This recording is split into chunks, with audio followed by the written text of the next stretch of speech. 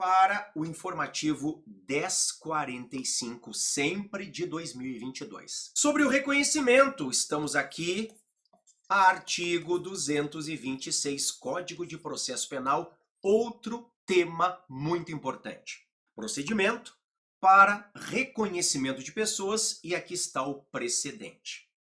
Bom, antes de eu ler o resumo que eu trouxe aqui para você no nosso material, vamos ao Código de Processo Penal. Eu estou abrindo o CPP na telinha. Aqui está o Código de Processo Penal e eu estou descendo para o 226. Veja que nós estamos no capítulo do reconhecimento de pessoas e coisas. Diz o 226: quando houver necessidade de fazer-se o reconhecimento de pessoa, proceder-se-á pela seguinte forma. 1.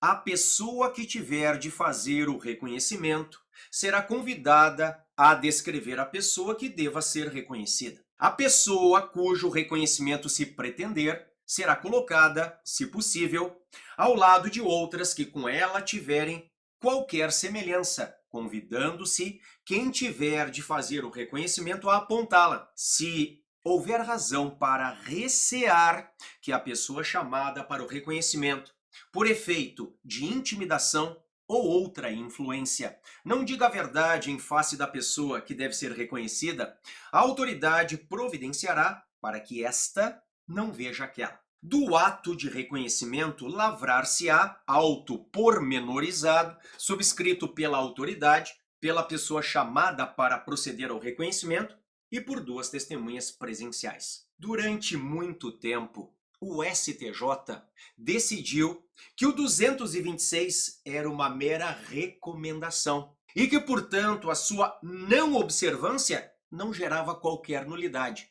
Isto acabou. Acabou em sede de STJ e principalmente em sede de STF. Então, mais uma vez, 226, veja o que dizem os dois primeiros incisos. Quando houver necessidade de fazer-se o reconhecimento de pessoa, proceder-se-á pela seguinte forma. 1. A pessoa que tiver de fazer o reconhecimento será convidada a descrever a pessoa que deva ser reconhecida. 2. A pessoa cujo reconhecimento se pretender será colocada, se possível, atenção, ao lado de outras que com ela tiverem qualquer semelhança, convidando-se quem tiver de fazer o reconhecimento a apontá-lo. Pois bem, aquilo que era uma mera recomendação, ou seja, a sua não observância não gerava qualquer nulidade, acabou.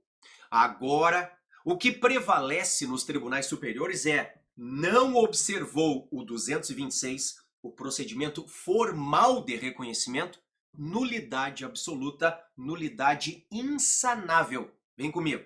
Vamos aqui, ao resumo da decisão.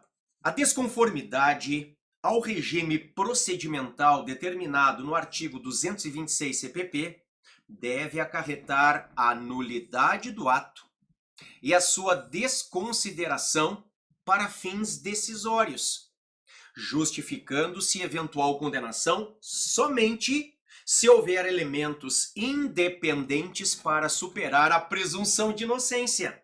Então veja, nulidade e desconsideração como prova para fins decisórios. Ou seja, é o que diz o artigo 157 do CPP. Se a prova é ilícita, ela tem que ser desentranhada.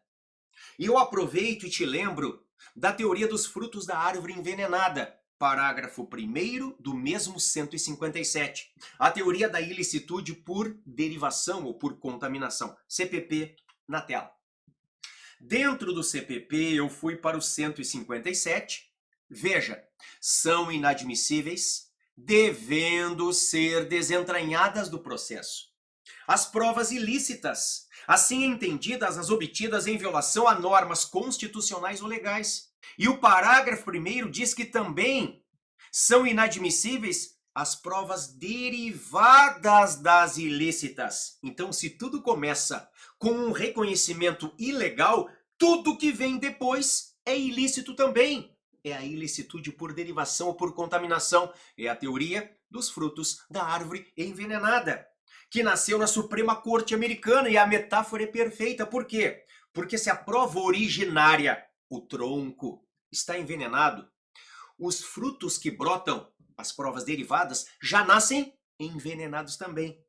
É a ilicitude por contaminação ou por derivação.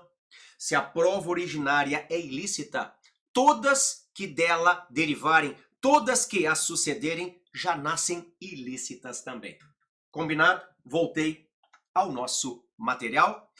Leia de novo aqui comigo. A desconformidade ao regime procedimental determinado no artigo 226 CPP deve acarretar a nulidade do ato e sua desconsideração para fins decisórios, justificando-se eventual condenação somente se houver elementos independentes para superar a presunção de inocência.